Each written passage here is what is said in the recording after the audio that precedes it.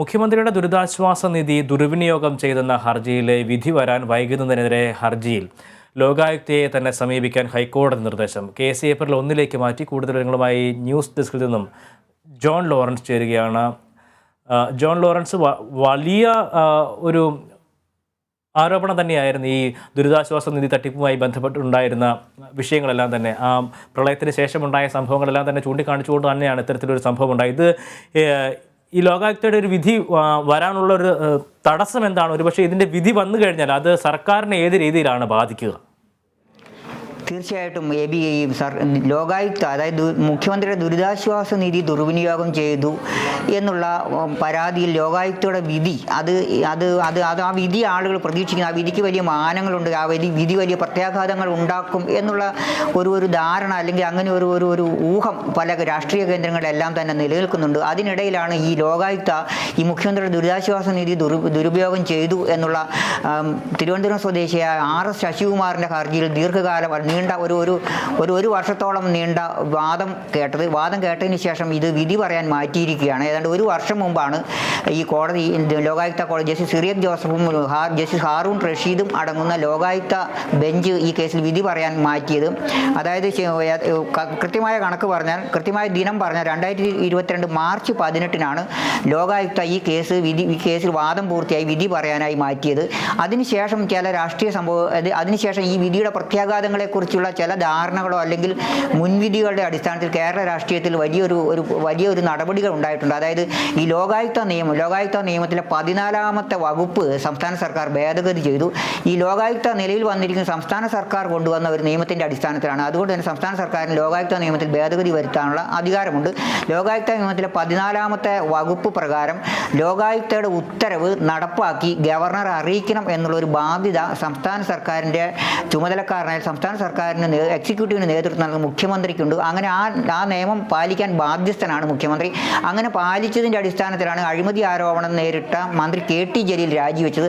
അതുകൊണ്ട് തന്നെ ഈ ഹർജി, ഈ RS ശശികുമാറിൻ്റെ ലോകായുക്തയുടെ മുമ്പിലുള്ള ഹർജി ഒരു ഇരുതല വാളാണ്. അല്ലെങ്കിൽ അതൊരു ഇരുതല വാൾ എന്ന് മാത്രമല്ല, വലിയ പ്രത്യാഘാതമായ സംസ്ഥാന സർക്കാരിൻ്റെ തലയ്ക്ക് മുകളിൽ തൂങ്ങുന്ന ഒരു വാൾ ആണ് ഈ ഹർജിയിലെ ഉത്തരവ് എന്നുള്ള ഒരു പ്രത്യാഘാതം, അല്ലെങ്കിൽ അത്തരത്തിലുള്ള ഒരു ധാരണ കേരളീയ സമൂഹത്തിൽ പൊതുവെ ഉണ്ട്. കേരളീയ സമൂഹത്തിൽ മാത്രമല്ല, പൊതുസമൂഹത്തിലും നിയമവൃത്തങ്ങളിലും എല്ലാം തന്നെ അത്തരത്തിലൊരു ധാരണ ഉണ്ട്. ഈ ലോകായുക്തയുടെ വിധി അനുകൂലമല്ലെങ്കിൽ, സർക്കാരിന് അനുകൂലമല്ലെങ്കിൽ സർക്കാരിന് പ്രതികൂലമായി വന്നാൽ വലിയ രാഷ്ട്രീയ പ്രത്യാഘാതങ്ങൾ ഉണ്ടാക്കുന്ന ഒരു വിധിയാണ്. ഈ വിധി ഒരു വർഷത്തോളമായിട്ട് ഈ കേസിൽ വിധി പറയാൻ ലോകായുക്ത തയ്യാറായിട്ടില്ല.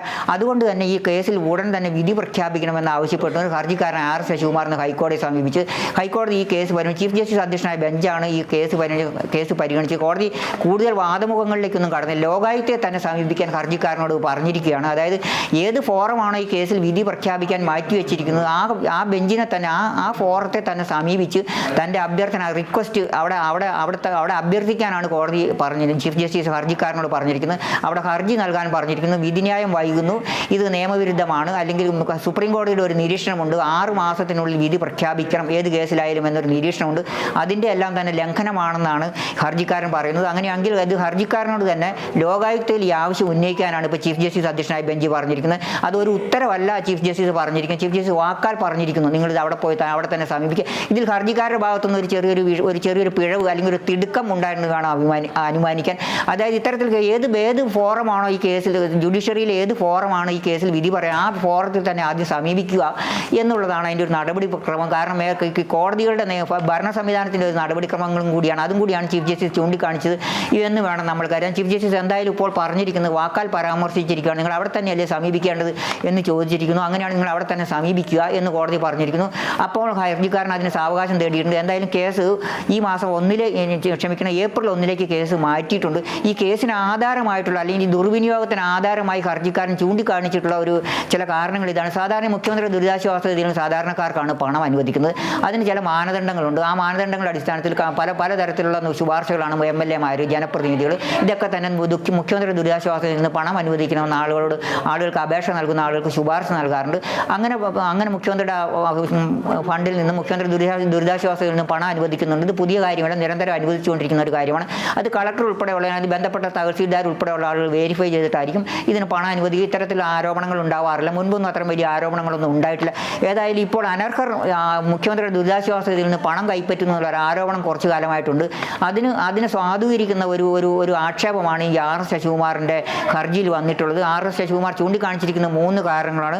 ഈ NCP സംസ്ഥാന സർക്കാരിലെ ഘടകകക്ഷിയായ NCPയുടെ മുൻ പ്രസിഡന്റും മുൻ MLA മുൻ പ്രസിഡന്റായിരുന്ന ഉഴവൂർ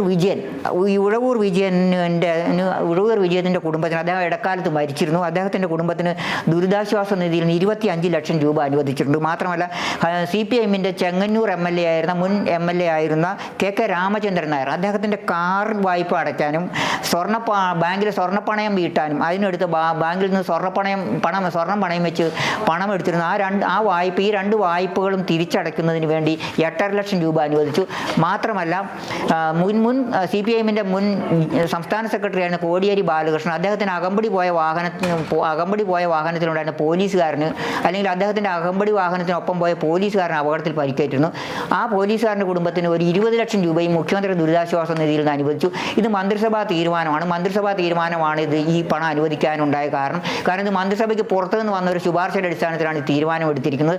അപ്പോൾ മുഖ്യമന്ത്രിയും ഈ മന്ത്രിസഭാ യോഗത്തിലുണ്ടായിരുന്ന ഈ തീരുമാനമെടുത്ത മന്ത്രിസഭാംഗങ്ങളും ഈ പണം തിരിച്ചടയ്ക്കണം, അവർക്കെതിരെ നടപടി വേണമെന്നാണ് ഈ ആർ എസ് ശശികുമാറിൻ്റെ ഹർജിയിൽ പറഞ്ഞിരിക്കുന്നത്. ചുരുക്കി പറഞ്ഞാൽ സംസ്ഥാന മുഖ്യമന്ത്രിയും സംസ്ഥാനത്തെ 18 മന്ത്രിമാരും എതിർകക്ഷികളായിട്ടുള്ള ഒരു കേസാണ് ഈ ഹൈക്കോടതിയിൽ വന്നിരിക്കുന്നത്. ഈ ഹൈക്കോടതിയിൽ സർക്കാരിനെതിരെയാണ് വിധി വരുന്നതെങ്കിൽ അത് വലിയ രാഷ്ട്രീയ പ്രത്യാഘാതങ്ങൾ ഉണ്ടാകും. ഈ രാഷ്ട്രീയ പ്രത്യാഘാതം മുൻകൂട്ടി കണ്ടുകൊണ്ട് തന്നെയാണ് സർക്കാർ ലോകായുക്ത നിയമത്തിലെ 14ാം വകുപ്പ് ഭേദഗതി ചെയ്തുകൊണ്ടുള്ള ഒരു നടപടി ഉണ്ടായി. ഇത് സബ്ജക്ട് കമ്മിറ്റി വഴി വന്നിട്ട് ഈ സബ്ജക്ട് കമ്മിറ്റി ഇതിന് അനുമതി നൽകി. അതായത് പരാതി വന്നാൽ മുഖ്യമന്ത്രിക്ക് അത് സംബന്ധിച്ച് പരാതി പരിഹരിക്കാം എന്നുള്ളൊരു, അല്ലെങ്കിൽ മുഖ്യമന്ത്രിക്കാണ് പരാതി കൊടുക്കേണ്ട എന്നുള്ള രൂപത്തിലൊക്കെയാണ് ഈ ഭേദഗതി വന്നിരിക്കുന്നത്. അതുകൊണ്ട് തന്നെ ഈ ഭേദഗതി യുക്തിരഹിതമാണ്. അഴിമതി തടയാനുള്ള